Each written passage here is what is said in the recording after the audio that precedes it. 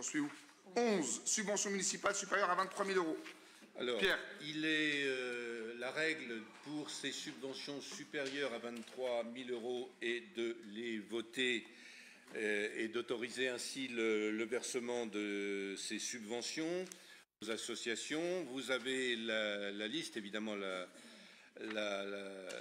l'association arrivant en tête, c'est CCAS. Ensuite, il y a le centre de formation Averroès, le COS, Empreinte, le foot, l'handball, le tennis et l'association Eureka. Il est donc demandé aux membres du Conseil d'autoriser le versement de ces subventions à ces différentes associations. Y a-t-il des questions? Questions, remarques? Alors, allez-y. Bonjour à tous. Effectivement, j'aurais notamment une petite remarque à préciser avant de poser ma question.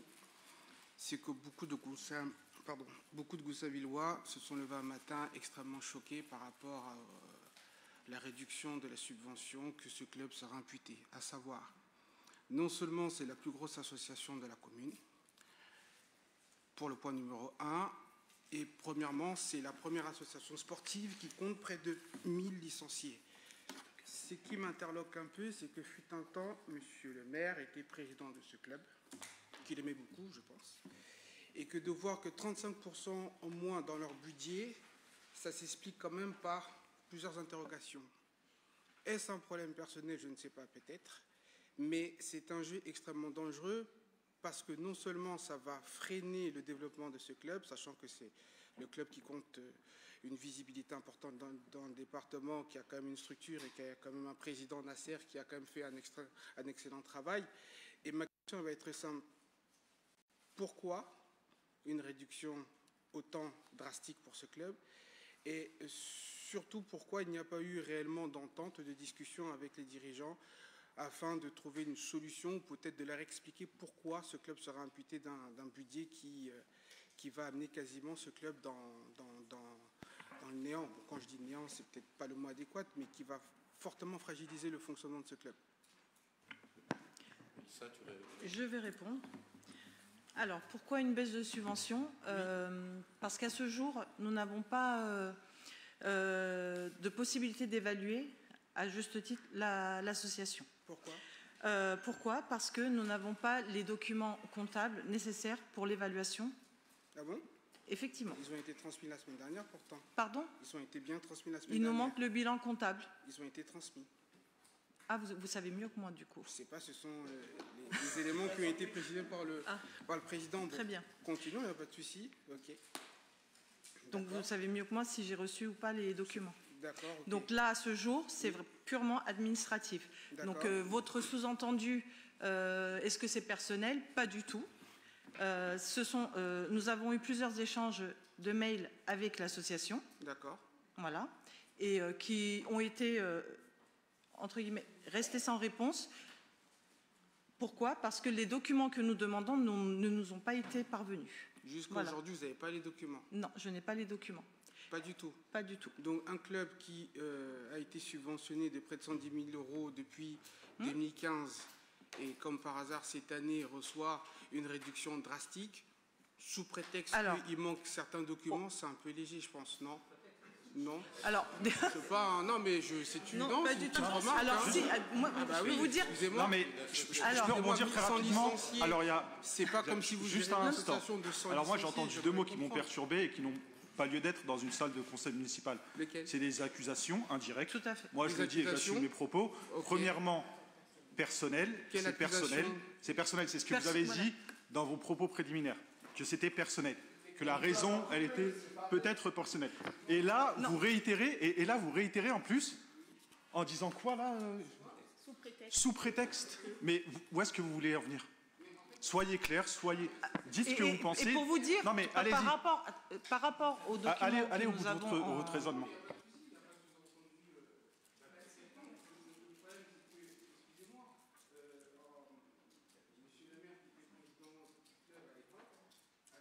Licenciés quasiment 850, peut-être 800 ou 900. Il y avait une subvention qui était attribuée, qui était correcte. Maintenant, la collègue Madame Ceylan précise qu'effectivement, bon, il y a des documents comptables qui n'ont pas été transmis, donc ça a été jugé bon de continuer justement sur cette lancée, de réduire justement cette subvention, mais s'il y a un problème de gestion, ou ça peut-être un problème de coordination, il y a eu un acompte de 26 ou 27 000 euros qui a été versé. Oui, effectivement. Donc si c'est un problème de gestion, pourquoi vous ne l'avez pas bloqué en fait? Et demander justement au trésorier de cette association de compléter des informations claires afin effectivement de rentrer dans une discussion pour trouver une solution. Pourquoi? Parce que, elle l'a précisé la collègue, c'est qu'il y a quand même des familles. Parce que sachez très bien qu'il faudra bien que ce club puisse compenser ce manque. Mais ce club, on est bien d'accord sur ce point. Mais nous ne sommes pas là pour faire couler un club qui a 1000 adhérents. D'accord. Ça, on le sait. Et d'ailleurs, au vu des documents manquants dans le dossier, oui, on a quand même maintenu les 70 000 euros.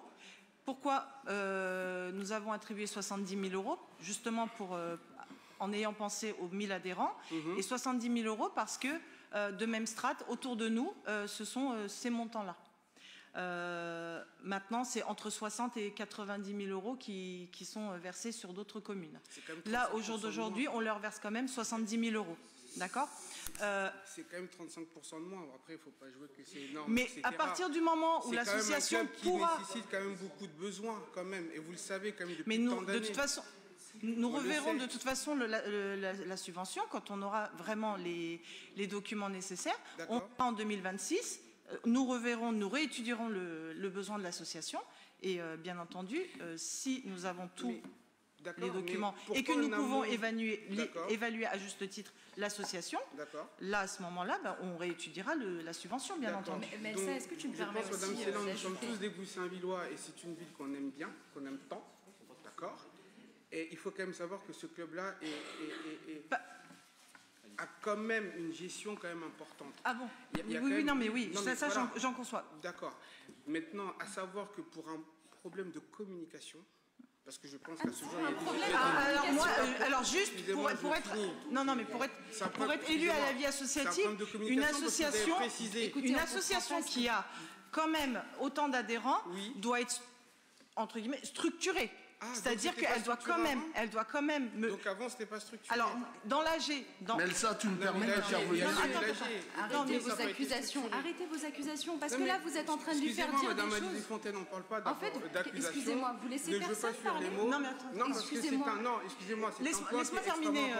Mais on aimerait bien apporter des contributions. Donc vous pouvez parler d'accusation, de ce que vous voulez, il n'y a pas de souci, c'est un point qui est important. Ah oui, donc vraisemblablement, vous laissez personne parler. Excusez-moi. Vous laissez personne parler. Non, mais c'est pas une question de ça, c'est que j'essaie de comprendre, parce qu'elle a bien parlé de problèmes de gestion auparavant. C'est tout à fait ça. Ah bon? On est en train de... En plus, on comprend pas ce que vous Moi, j'aimerais savoir.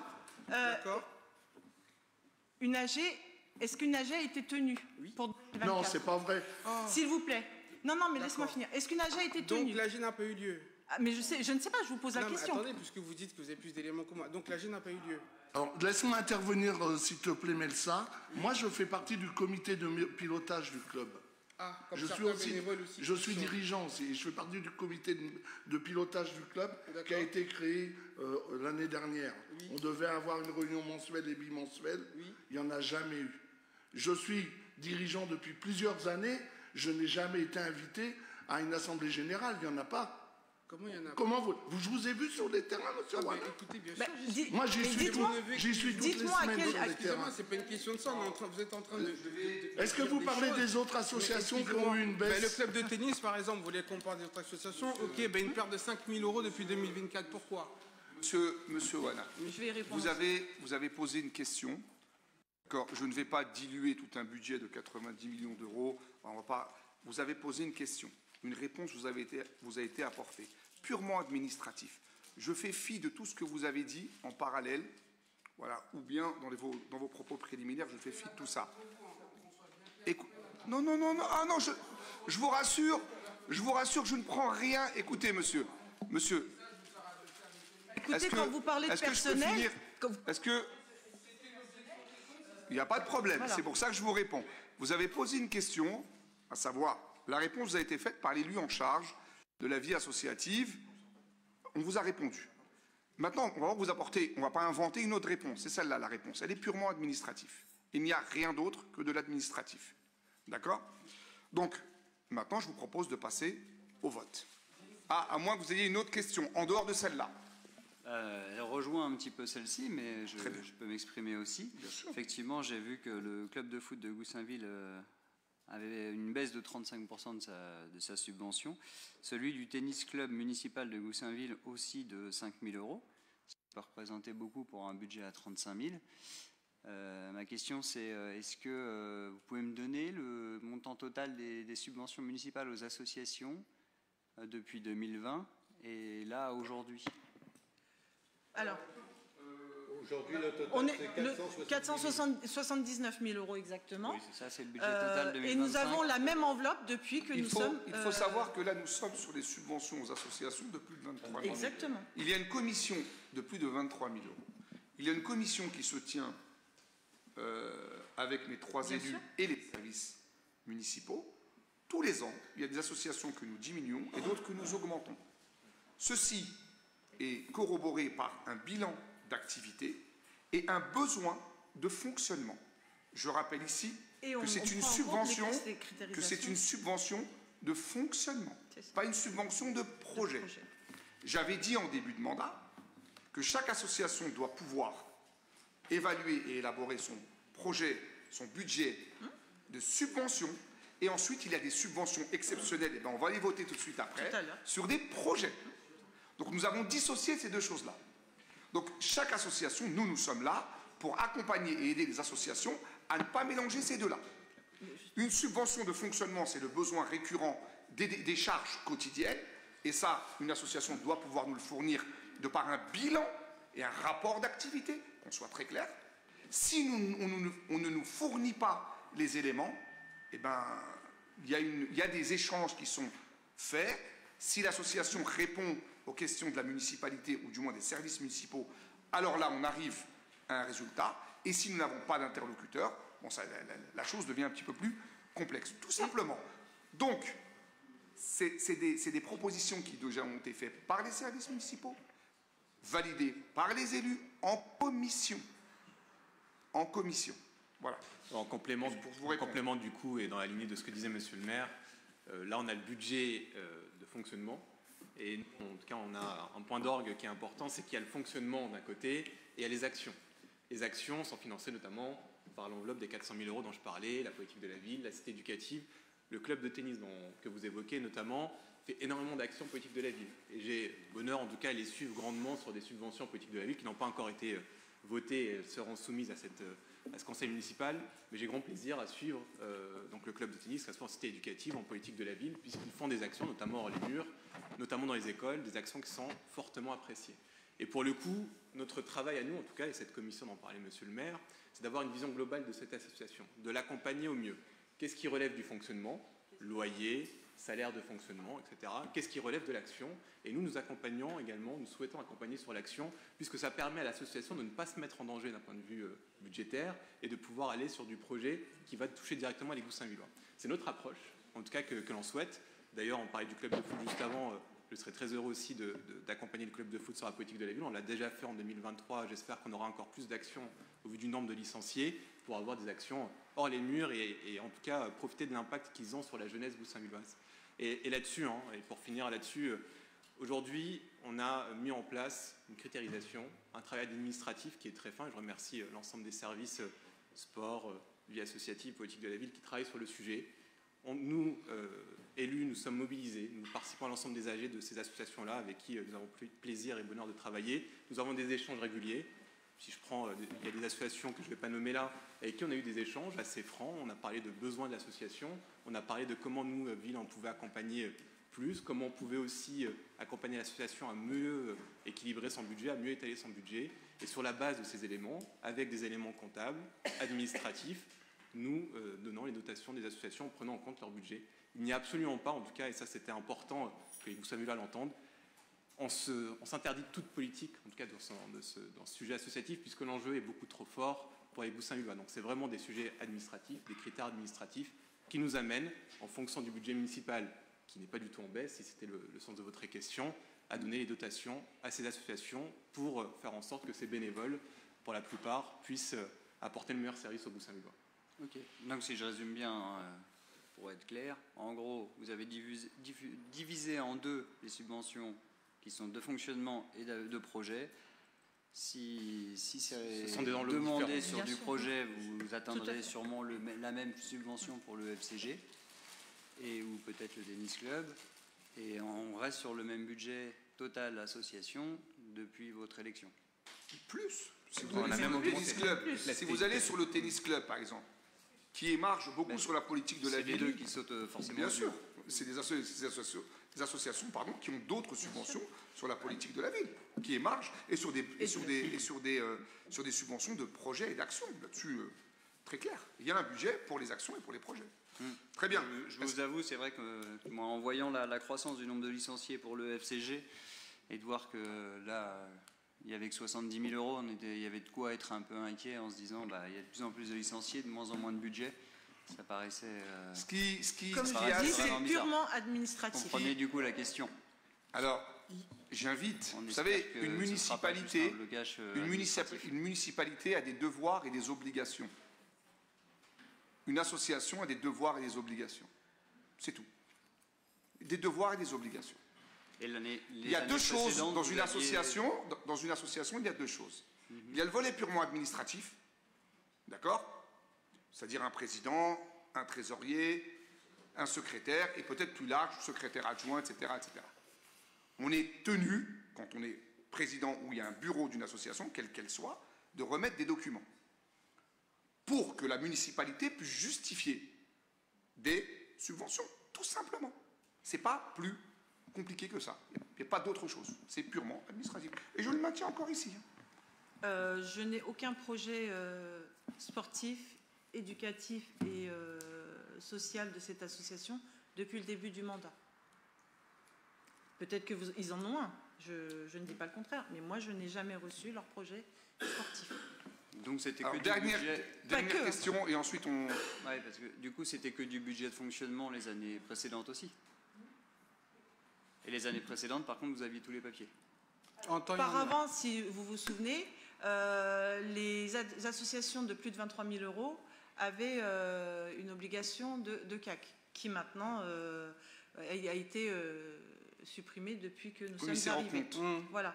Et donc, du coup, depuis, normalement, une association qui a plus de 150 000 euros de rentrée, elle devrait avoir un CAC d'elle-même. Mais jusqu'à aujourd'hui, depuis que nous l'avons supprimé, nous n'avons pas de bilan comptable. Est-ce qu'il y a une dernière question peut-être et ensuite on passe au vote? Allez-y. Tous les points qui sont évoqués, les remarques, même si certaines personnes se sentent irritées, c'est un peu affligeant parce que depuis 2015, ils ont quand même un certain budget qui leur permet quand même de fonctionner. J'espère vraiment, monsieur le maire, et ça peut être pris comme une forme de sanction, parce qu'il faut quand même savoir que malheureusement il y a des familles qui risqueraient peut-être de ne pas mettre leur enfant prochainement au club, mais... Mais qu'est-ce que... Non, mais c'est pas ça. Ce n'est pas du tout une sanction. Je finis, excusez-moi, 35% en droit, c'est quand même... D'accord, oui, mais si vous pouvez, allez-y. On demande, monsieur. Non, mais parce que en fait, le problème, c'est un problème administratif. Arrêtez d'aller sur le volet pathos, sentiment, empathie, tout ça. Très bien. J'ai dit devoir et obligation valables pour la municipalité. Vous savez, le budget qu'on vient de vous proposer, écoutez-moi. Qui était transmis en retard, ça ne bloquait pas le budget, monsieur le maire. Vous avez vu le budget qu'on vient de vous présenter? Oui, mais c'est ce que je suis en train de vous dire. Laissez-moi finir. Il n'y a pas de souci. Vous avez vu le budget? Oui. La municipalité ainsi que le maire a une obligation, c'est celle-là. Et de le faire voter. C'est tout. Mais dans les années précédentes... Dans un conseil municipal. Notre job est d'accompagner. D'accord? Je ne vais pas rentrer dans les détails. Voilà. Je vous dis, toute association a des obligations et des devoirs au même titre que la municipalité. C'est tout. Voilà. Et donc, c'est purement administratif. Quand nous aurons les éléments, je ne dis pas, en tout cas pour cette année, c'est 70 000 euros que nous allons voter, et pour l'année prochaine, on reverra ça. Si on a des éléments, on rediscutera, on n'a aucun problème. Mes services continueront à écrire à cette association comme à toutes les associations de la même manière afin d'instaurer une équité et une égalité. Et nous ne mettrons jamais de côté une association. Et nous avons su accompagner les associations qui, pendant l'année, qui étaient en difficulté financière.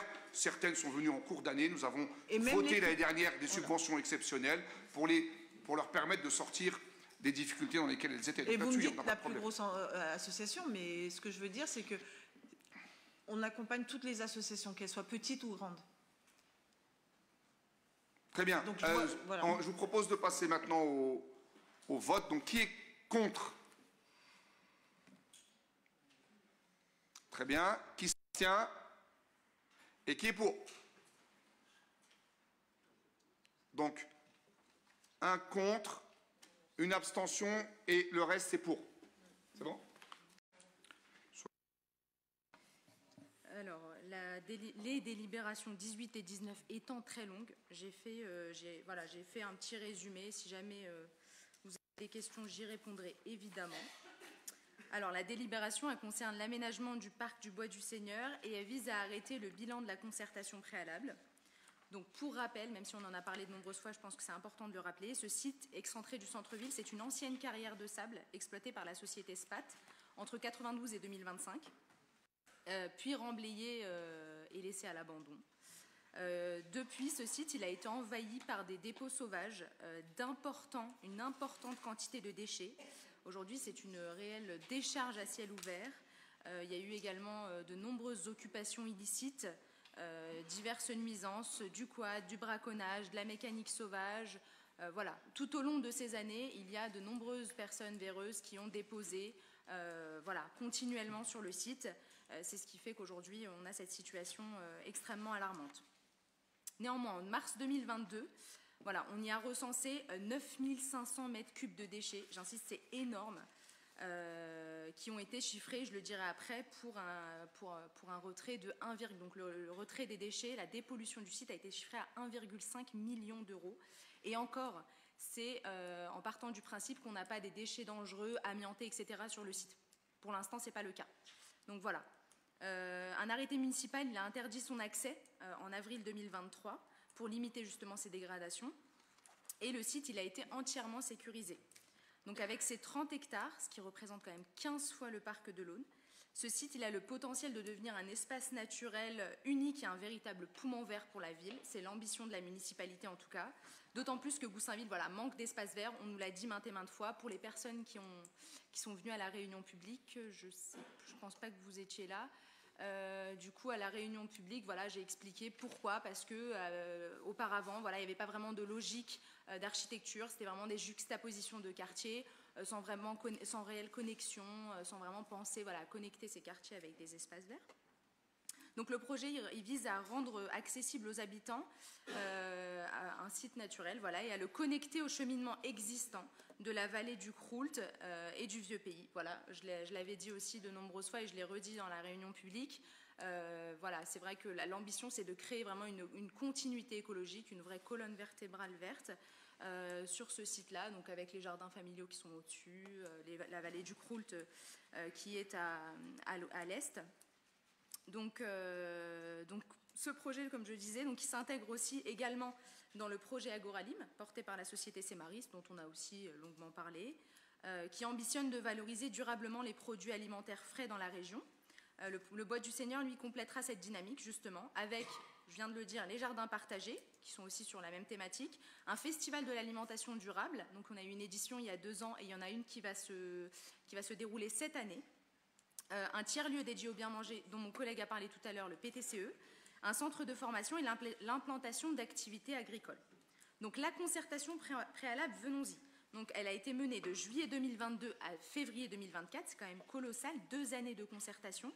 Ça a permis d'informer le public par affichage en mairie et sur le site internet de la ville, avec dossiers consultables en mairie et en ligne. Voilà, vraiment, on a entendu les doléances sur le fait que en ligne, ce n'était pas toujours évident. Donc, on a mis aussi des dossiers en présentiel, je veux dire en papier, en mairie.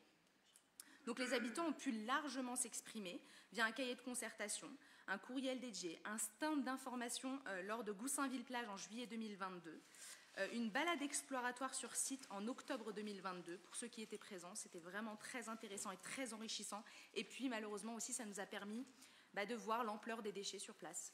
Donc voilà, ça aussi c'était assez poignant. Un questionnaire en ligne avec 60 personnes qui ont répondu quand même, et un atelier avec les jeunes de l'espace romanais. Voilà, on a essayé vraiment de toucher un maximum de personnes, de faire ça intergénérationnel et de vraiment de n'oublier personne sur ces concertations.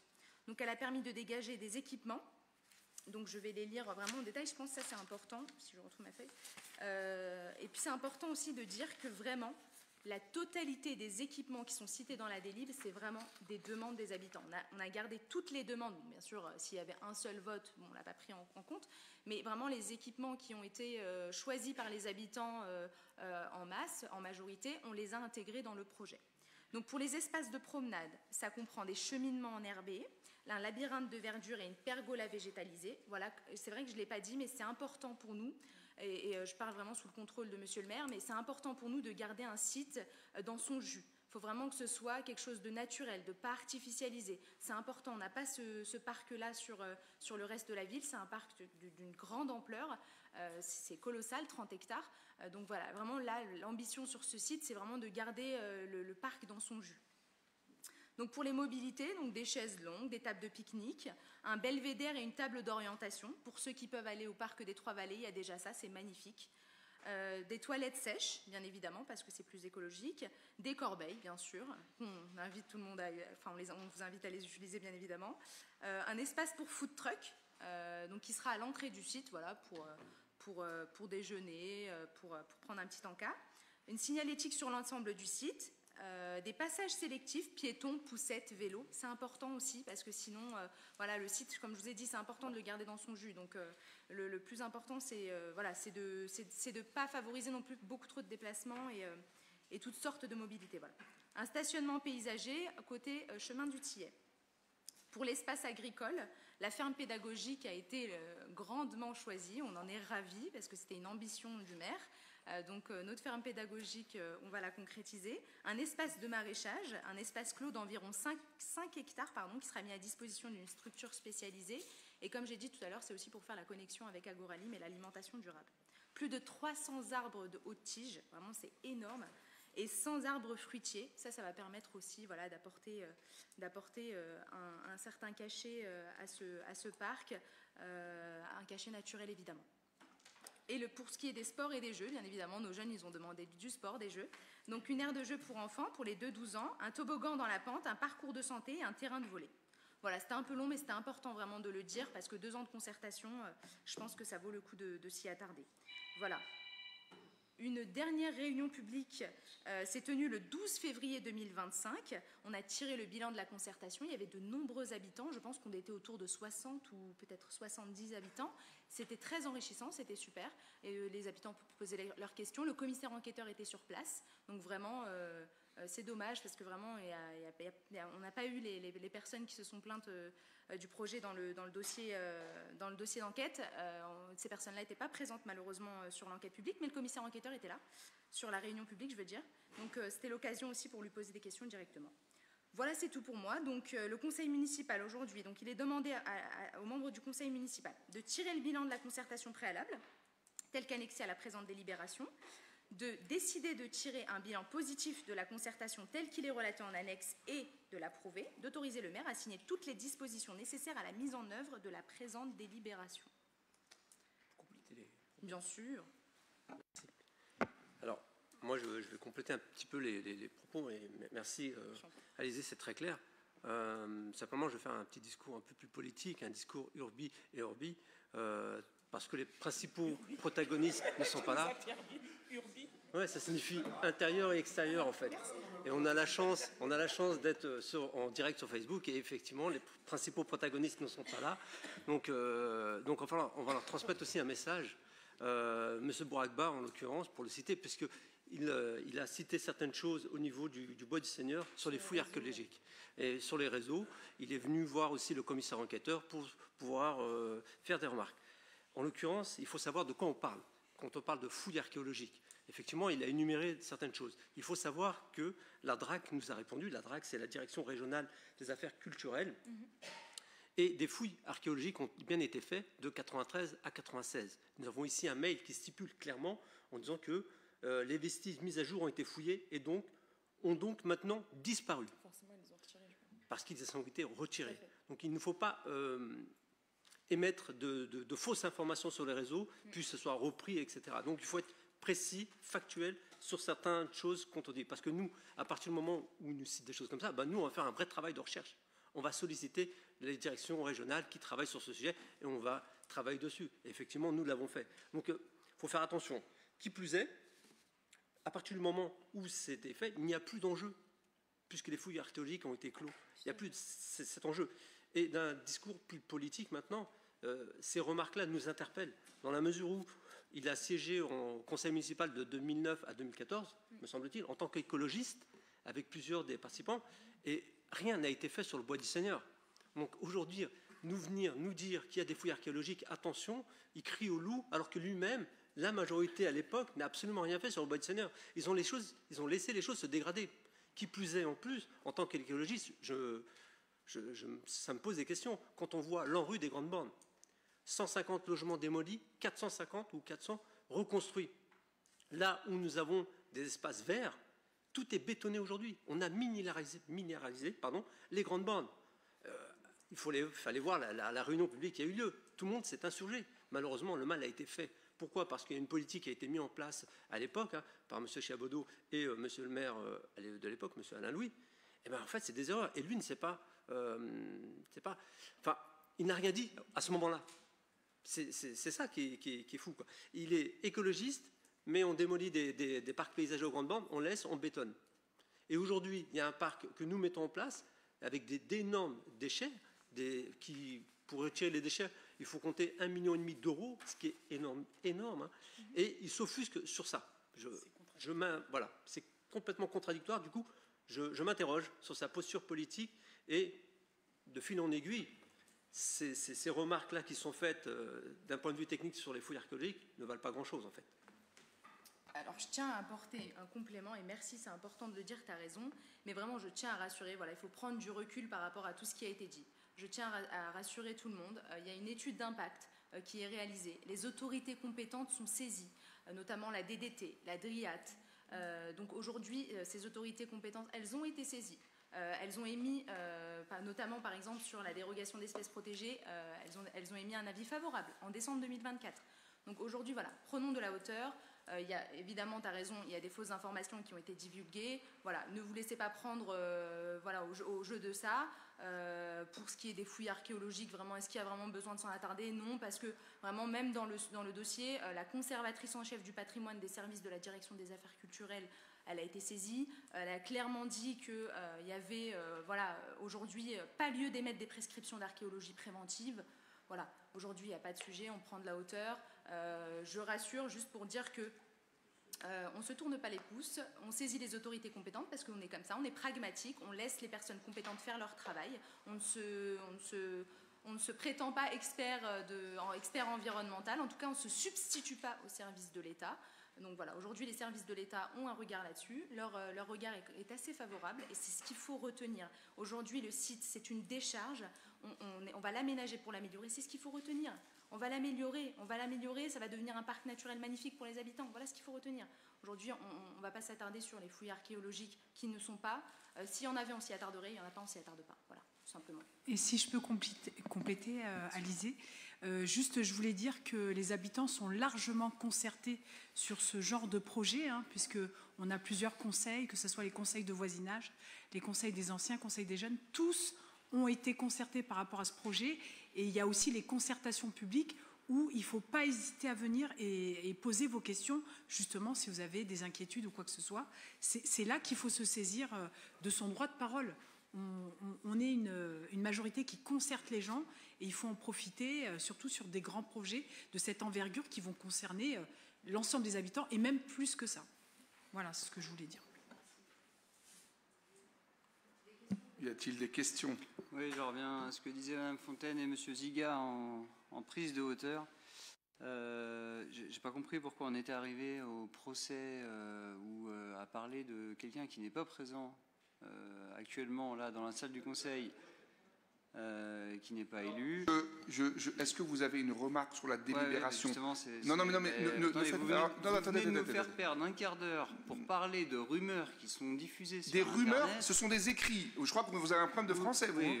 Ce sont des écrits. Des écrits. Non, ce sont des écrits. Pour essayer de justifier votre action. Monsieur Laville, vos questions. Et pas attaquer n'importe qui.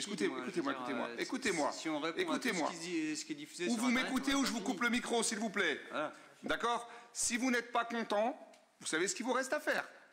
Je leur ai donné la parole, je préside cette assemblée. Quand je donne... Mais monsieur, des fois, vous avez des... Mais des fois, vous... Alors, attendez. Alors, vous êtes le comble.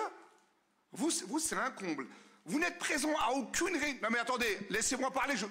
Ou vous me laissez parler, écoutez-moi bien, ou vous me laissez parler ou vous quittez la salle. Ça ne va pas être compliqué. Donc, je vais répondre.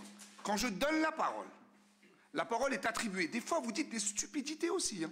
Et on vous laisse parler jusqu'au bout. Et après, on vous répond. Je vous retourne le compliment dans ces cas-là. Merci, c'est très gentil. Mais moi, je l'accepte.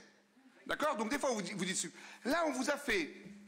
On a détaillé, et encore une fois, je vous le dis, ce droit de réponse. C'est parce que ces publications ont été faites publiquement sur les réseaux sociaux. D'accord? Donc, mes élus répondent publiquement. On ne vous répond pas à vous, on ne fait un procès à personne. On répond à des inepties. D'accord? Donc, le seul moment... Ah, écoutez, laissez-moi terminer. Le lieu de débat, c'est cette instance-là. Donc, nous répondons via cette instance-là. Moi, je vais aller plus loin. Moi, ce n'est pas un procès. Moi, c'est des accusations que je fais. D'accord? Parce que vous les appelez les écologistes, mais vous appelez les pseudo-écologistes. Qu'est-ce qu'ils ont d'écologistes?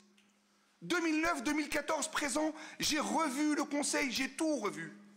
Tout a été loupé par cette majorité municipale de l'époque. Des écolos, des socialistes, des communistes, pour à la fin arriver à un ANRU, bétonisation d'un quartier et construction de logements qui a fait qu'empirer aujourd'hui un espace qu'on aurait pu rendre beaucoup plus agréable, qui sont les grandes bornes et la cité Ampère. Pas une proposition, je le dis ici, tout le monde savait, et surtout ces anciens qui siégeaient à cette époque, qu'est-ce que le bois du Seigneur? Personne n'a fait une proposition sur le réaménagement du bois du Seigneur. Et aujourd'hui, bah c'est normal, l'art est compliqué, la critique est facile. Hein.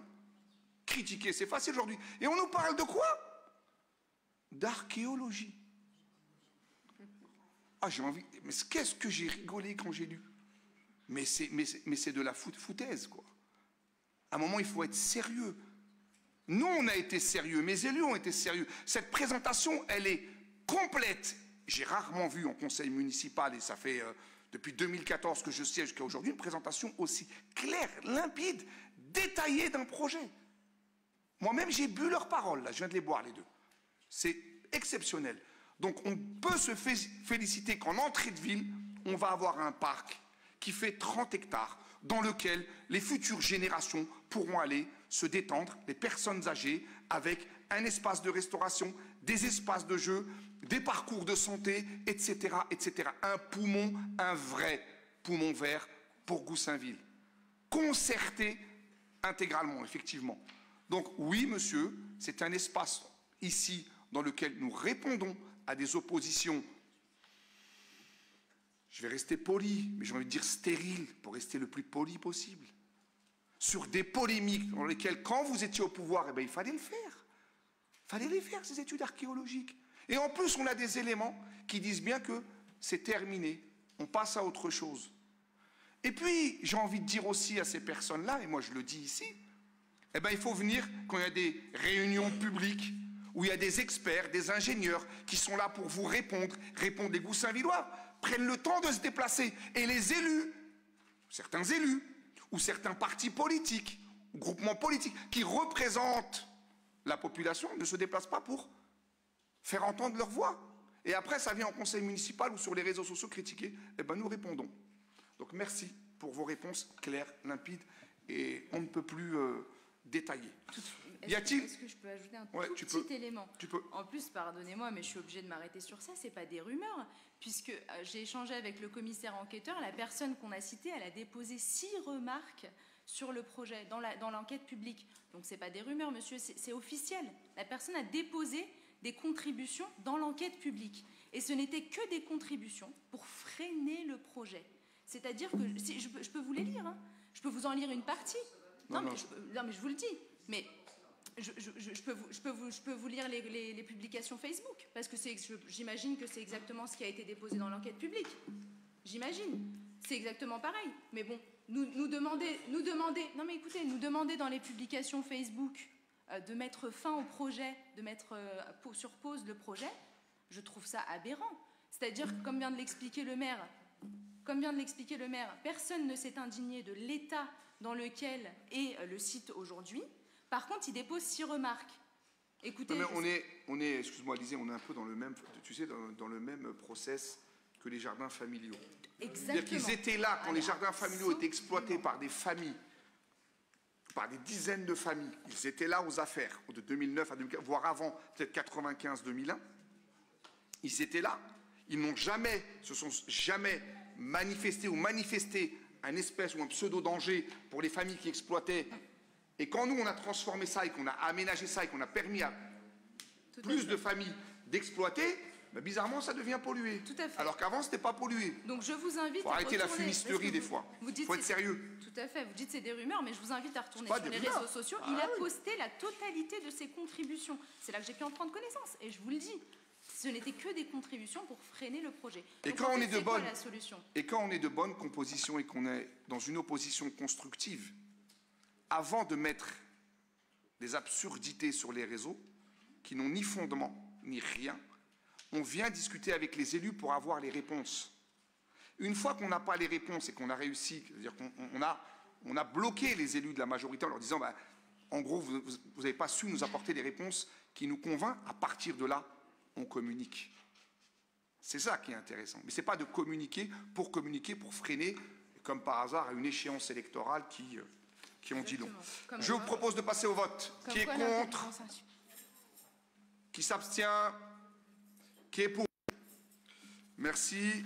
Point numéro. C'est toi ? C'est encore moi, oui.